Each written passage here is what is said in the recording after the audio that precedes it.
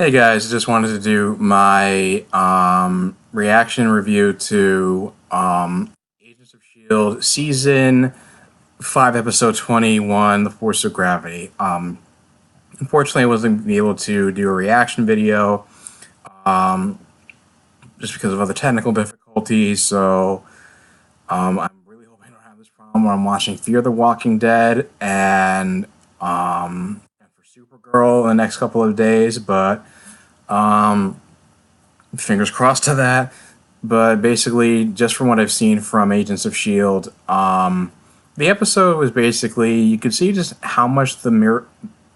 Well, I was going to make the comparison, not the Miracle. The gravitonium is kind of going to Talbot's head. I mean, I was going to say that it's almost affecting him in a manner almost somewhat similar to how the Miracle affected Slade Wilson on Arrow. Granted, he has slightly more composure, but he's more like kind of coldly deranged as opposed to sort of as like wearing his emotions on his sleeves. And, granted, he's not like overwhelmed by the voices of Ian Quinn and Franklin Hall in his head, but he's still pretty off his rocker to the point where he's going down to he makes his way back to Earth using the Quinjet, just by using his powers to guide it back to Earth rather than just like piloting it and using its and it's just like just like activating the jet just so they can't, if the jet's not on, they can't. It's harder for them to track him. And they end up getting footage of him going to visit Carl Creel in the hospital bed and saying that he's going to help him with the voices in his head, but all he does is basically use the gravitonium to absorb and assimilate him into his own body, even to the point where Mac finds himself actually feeling bad for Carl Creel, and because once he was like pissed at him for killing someone close to him while he was brainwashed by Hydra. Now he's just, when he got to know him better, as when he turned over a new leaf, now he actually feels bad for his death, and he and Yo-Yo take that as a red flag that he's really no longer in his right mind, and that there's little to no chance of talking him down, and they're trying to determine where he's going to go next, and and they keep talking about how I'm going to fix this, how he's going to make things better, and they deduce that the next place he's going to go to is seek out his wife and son, I think Carla and George. And so granted, SHIELD calls like warning him about Talbot, but he already shows up at the house. Like, Carla's already uncomfortable around him, and Talbot's already showing off his powers to George, and having him like levitate, causing his Lego space shuttle to float, saying that he's going to become a hero like the Avengers, and he's going to stop the attack of the Black Order. But Carla's uncomfortable and is telling George to go into the other room, and then Talbot just kind of loses his composure and starts attacking her with his powers, and expressing how he's pissed off about how he used the Hydra kind of just like brainwashing speech in order to turn him against SHIELD, even though she didn't realize that what he was doing. And then George becomes horrified and tells his dad to put her down, and says, "No, George, she's not on our side anymore." And then Mac and Yo-Yo show up, with reinforcements, but he basically levitates Talbot the SUVs and then deflects their bullets back at them. George calls him out, saying that he's acting like the villain, not the hero, even though he's only trying to. Talbot says like, "Oh no, George, I'm just trying to scare them off," even though I'm pretty sure like some of the deflected bullets killed one of the agents that were trying to on site.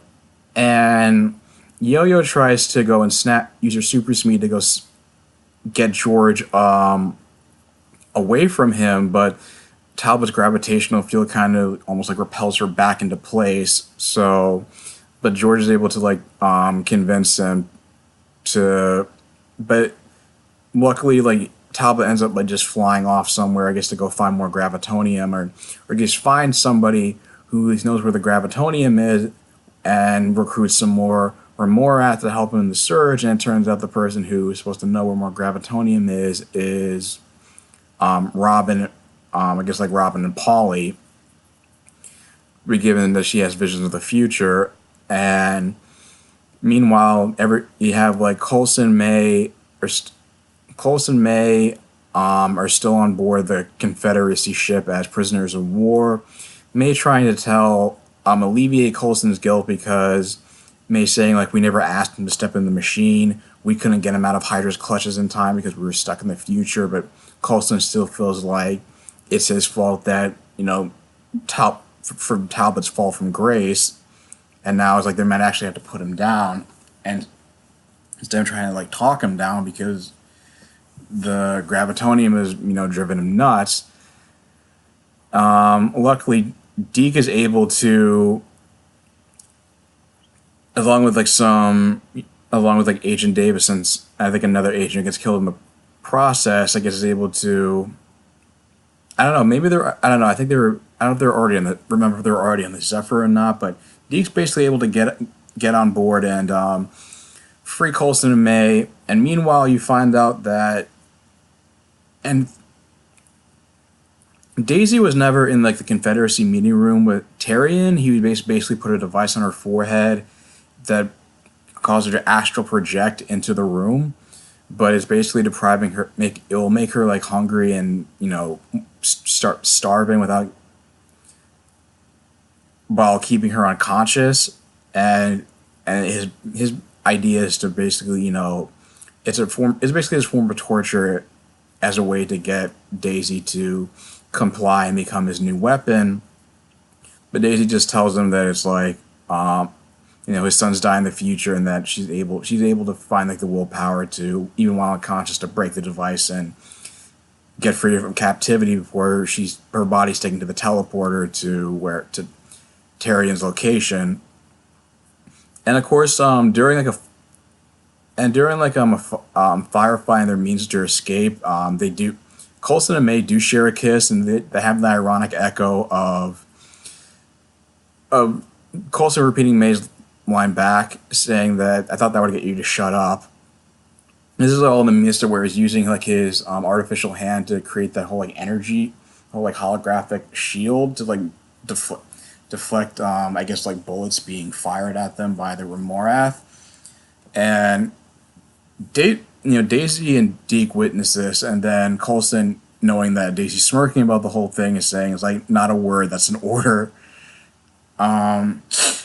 So Coulson and Daisy, they basically use the Zephyr to get back to Earth, and they May and Deke stay behind to try to create a distraction and destroy the Confederacy ship because they have like ion missiles pointed at the lighthouse.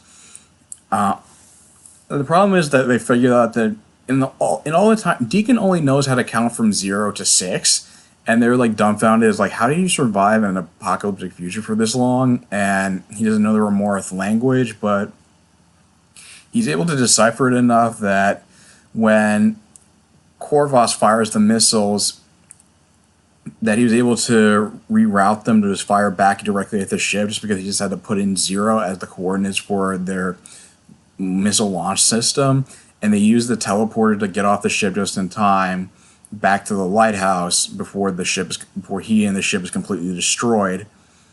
But because even though like Coulson sustains some kind of injury to his arm, and like it starts bleeding out again, and Coulson loses